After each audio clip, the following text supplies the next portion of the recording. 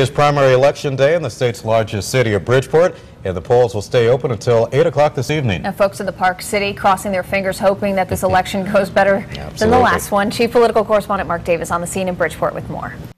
It's the first election here in Bridgeport since last November's big foul-up that saw many people having to stand in long lines because some polling places ran out of ballots. About 42,000 registered Democrats are eligible to vote in today's primary, so 40,000 ballots have been printed, even though turnout for primary elections is always pretty low.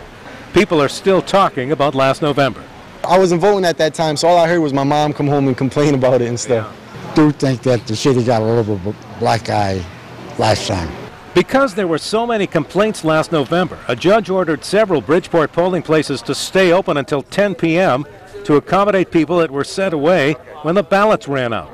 It ended up delaying the final results in the very close governor's race for several days.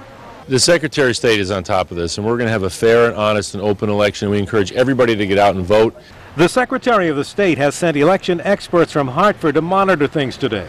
Mayor Bill Finch, who's being challenged in today's primary, says the registrar here has made all the adjustments needed to avoid a repeat.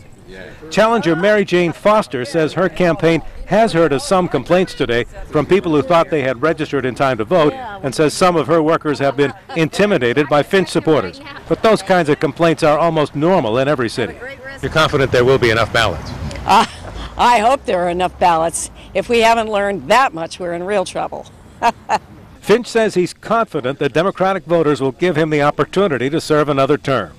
In addition to the primary today for mayor, there's also a primary for city clerk and a number of other municipal posts. In Bridgeport, Mark Davis, News 8.